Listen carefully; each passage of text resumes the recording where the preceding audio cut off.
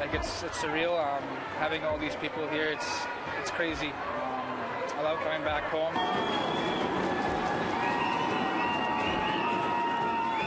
Tonight, Pimachikamak Cree Nation honors their own as Brady Keeper returns from his first taste of pro hockey with the Florida Panthers. They all voted for it, so I do what my members tell me, and hereditary chiefs have to do the same thing. Details on how a First Nation in BC buys into the Coastal GasLink pipeline.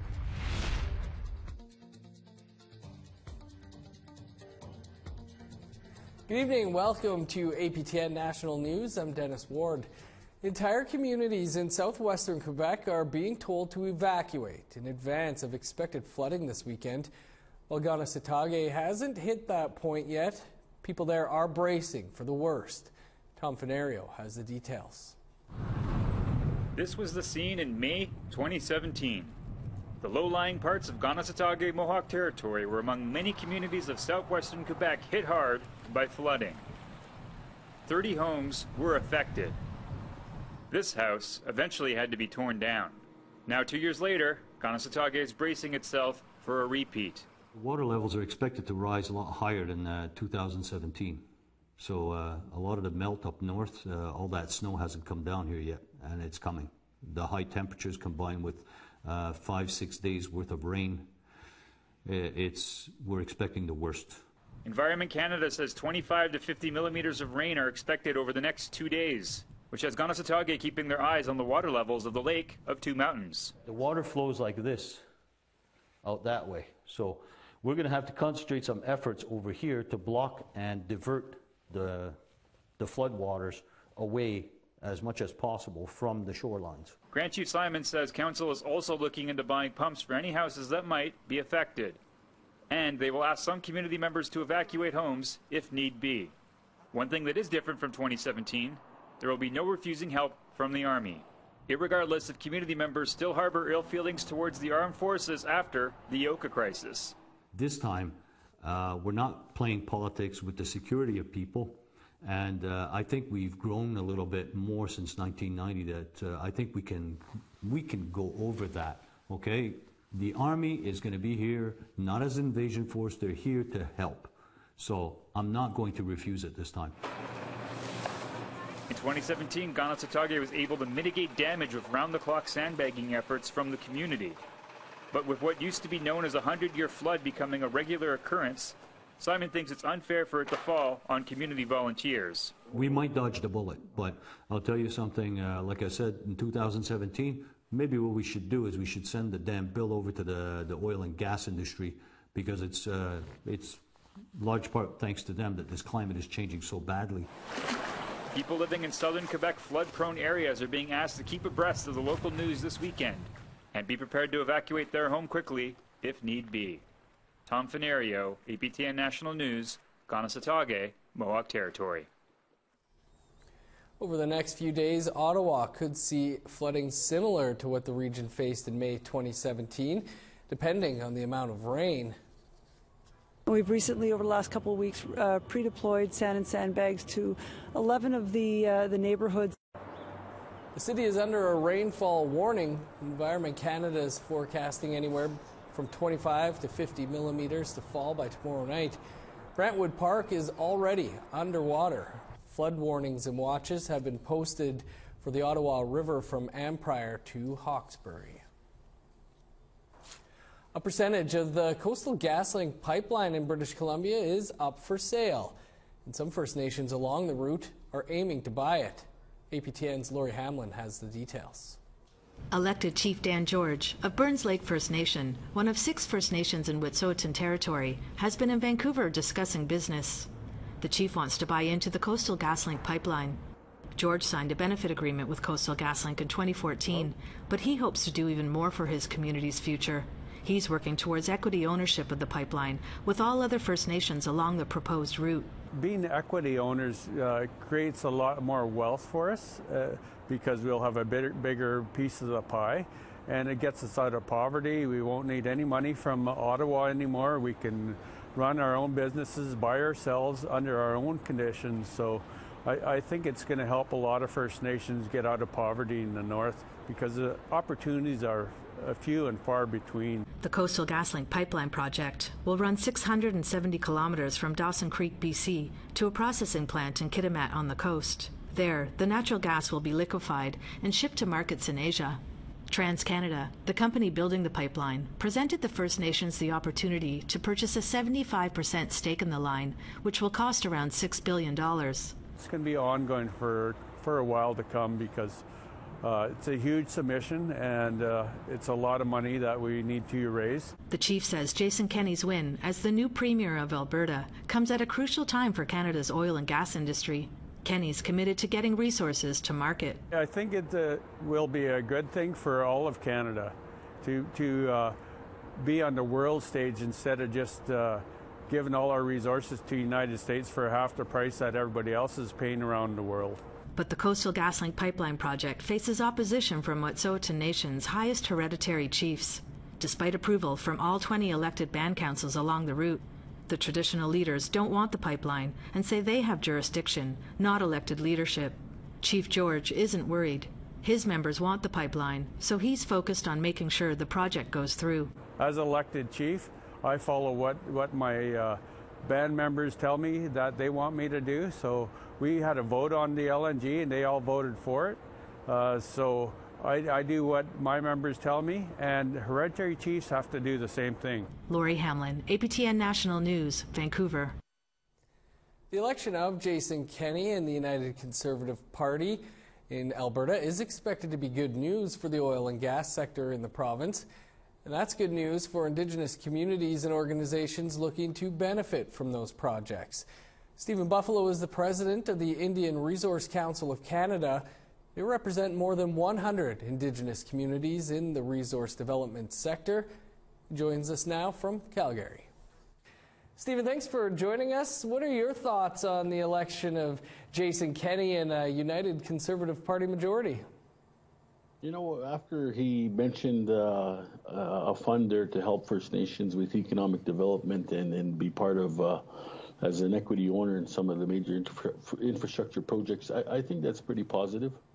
You know, saying that, you know, traditionally our people have been struggling with getting more access to better economic development opportunities. Premier-designate Kenney did speak in his victory speech about working with First Nations and Indigenous organizations looking to get involved in the resource sector or buy into pipeline projects and fight against bills as well that your group's opposed to. I gather that's all welcome news? Absolutely. You know, like our from the Indian Resource Council, our memberships have done tremendous strides in getting their corporate governance in order to be partners with industry to participate in this resource sector. So, you know, it's given us, complemented us with jobs and entrepreneurship for some of our members. And you know, it's been a very good industry for First Nations to help subsidize, you know, the lack of federal funding that we receive through Indian Affairs. So, you know, definitely we can see a little bit of optimism here. But I guess, you know, it's really early to saying that it's only the third day. Is this a pretty good outcome, though, in your opinion? I think so. You know, traditionally, you know, like First Nations really haven't participated in elections, I think. But for the most part, I think, you know, the people have spoken. Actually, you've seen a lot of the candidates from First Nation descent try to participate in the provincial election, but because we now have a say, you know, and we now the federal court has definitely recognized their rights, and you know, and it's about time that, you know, we start be invited to these tables where legislation, regulations are drafted up, where First Nations definitely can participate and play a much bigger role. We're hearing now that a decision on the Trans Mountain Pipeline is expected in June. Are communities that you represent still trying to get a stake in that project? Well, absolutely. You know, there's about 7 groups now that I think that are actively pursuing being ownership of the TMX. And I think, you know, the issues of consultation definitely need to be addressed. consultation is interpreted three different ways: First Nations, industry, and government. And I think, it's imperative that our people are now working together. And I think that, the RSC, I know that we've been talking about hosting another summit, hopefully a National Chief Summit for different communities to come and listen to the presentations and help make a decision. And so that we can put something towards the federal government that, they can consider going into the election.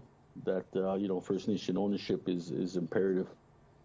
Well, Stephen, we'll have to leave it there, but interesting times. Appreciate you taking some time for us here today.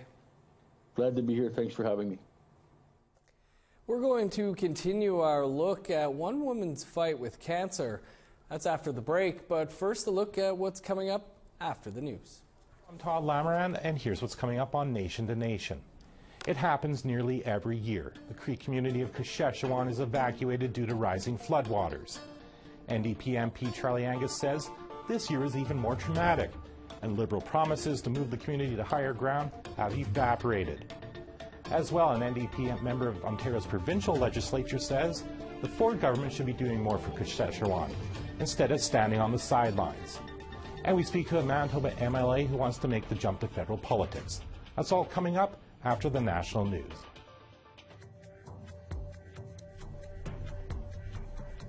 Here's a look at Friday's weather forecast starting on the East Coast. 14 above with showers for Halifax, 6 in St. John's. +3 and snow for Nain, Cartwright, and Happy Valley, Goose Bay. 11 above with showers for Montreal, +7 in Val-d'Or. +10 with rain in Ottawa, 8 above with showers in Toronto. 16 under sunny skies for Thunder Bay, 11 and sunny for Wawa and Kapuskasing. +5 in Churchill with a rain-snow mix, 9 with showers in Puckatawagan, 18 above for Winnipeg, +23 for Dauphin, 22 above in Regina, 24 under sunny skies for Estevan, 16 in Meadow Lake, 13 in La Ronge and Buffalo Narrows.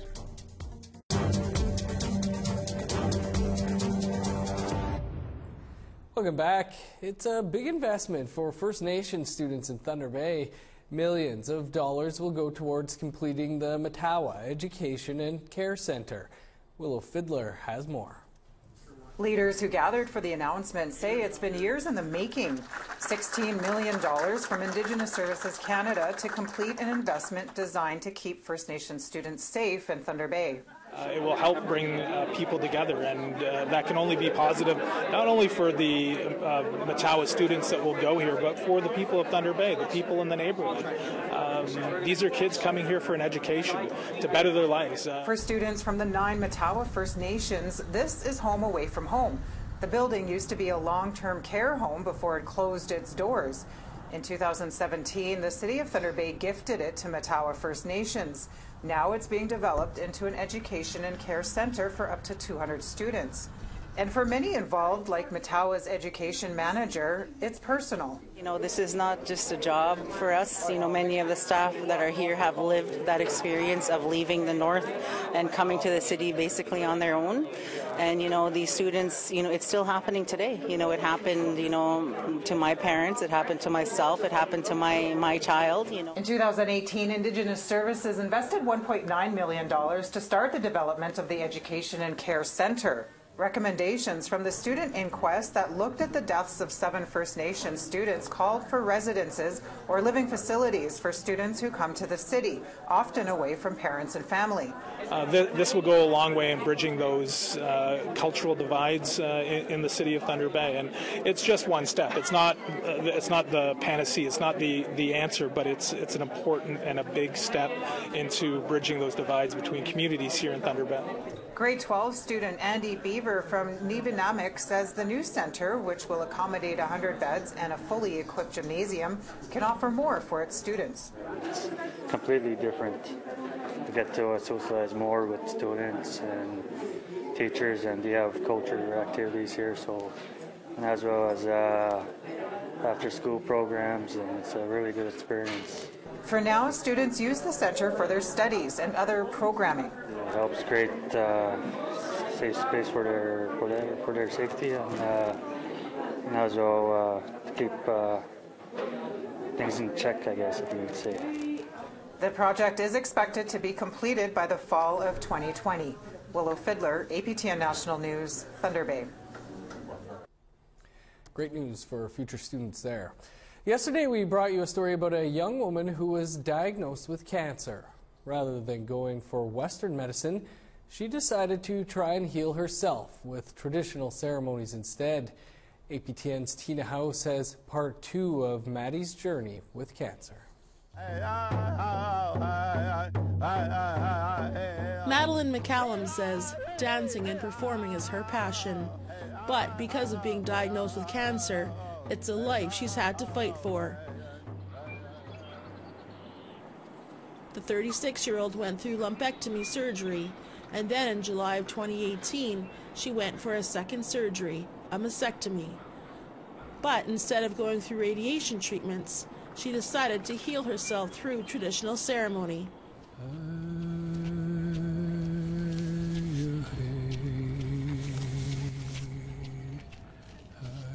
I just went into ceremony, all different types of ceremonies, and I guess that's also about the mind and the spirit.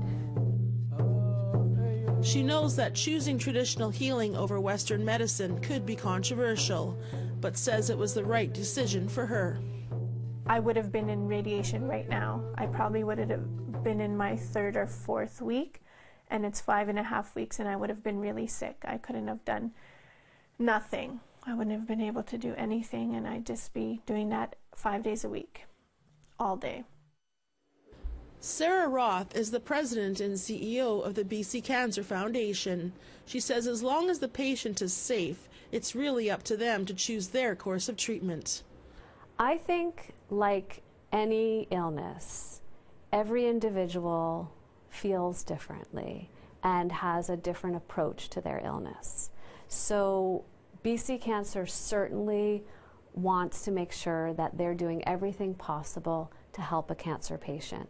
At the end of the day, patients have choices, and we support a patient's choice to do whatever he or she wants to do, as long as we don't feel it's harmful or puts you at risk. According to Statistics Canada, it's predicted that 1 in 2 Canadians will be diagnosed with cancer in their lifetime. It also accounts for 30% of all deaths in Canada. Madeline knows it's a fight that's not going to be easy. It really was about ceremony, and of course I took like reishi mushrooms and chaga, and I got chaga from northern Saskatchewan, so I was taking all those traditional medicines at the same time. I bring this medicine man from the United States. His name's J.R. Fox, and he does UEP ceremonies, and he did one for me previous to my surgery.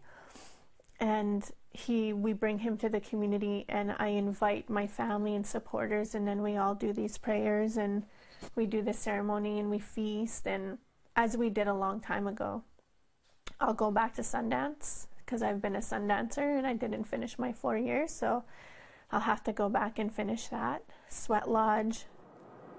It's been a few months now since her surgery, and she has an important update on her health. And I went into the doctor's office and I just asked, okay, what is the report? What does the pathology report say? And they just smile at you. And they say, yeah, we forgot to tell you. You know, you're cancer-free. And I don't know what can you do in that moment but cry and smile.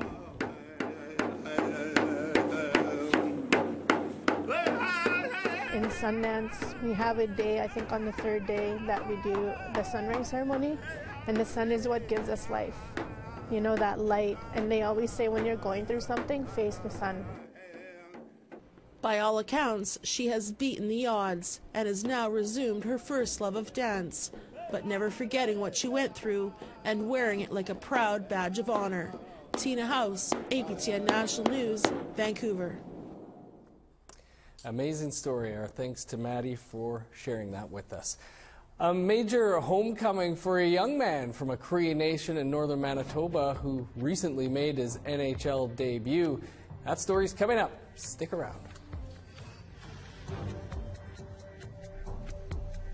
Here's a look at the rest of Friday's weather forecast. Picking back up in northern Alberta, 13 with showers for Fort McMurray, 10 above under sunny skies in Grand Prairie, 22 in rain for Medicine Hat, rain, and 21 in Lethbridge.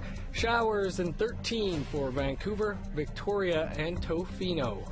Sunny skies and 12 above for Fort Nelson, snow and +3 in Dease Lake, -1 with snow for Old Crow, 3 above with showers for Watson Lake, +5 in Whitehorse, 12 above for Fort Liard and Trout Lake, +1 and snow for Norman Wells, -13 for Sax Harbor and Pawlatuck, -3 in Inuvik, 14 below for Chesterfield and Repulse Bay, -20 in Cambridge Bay, -22 in Arctic Bay, 21 below in Clyde River.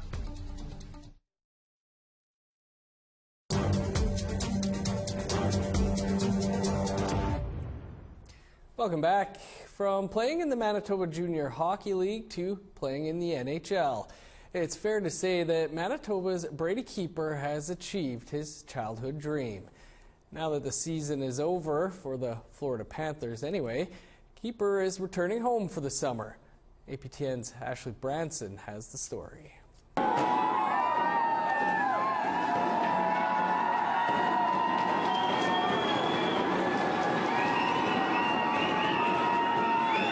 Brady Keeper received a roaring welcome after returning home to Pimicikamak Cree Nation on Wednesday. He's the first member of the community to make it in the NHL. Keeper was greeted with a parade that drove him around the community, which led to a grand entrance and a recognition ceremony at the packed Pimicikamak Arena, where he spent time signing autographs for children.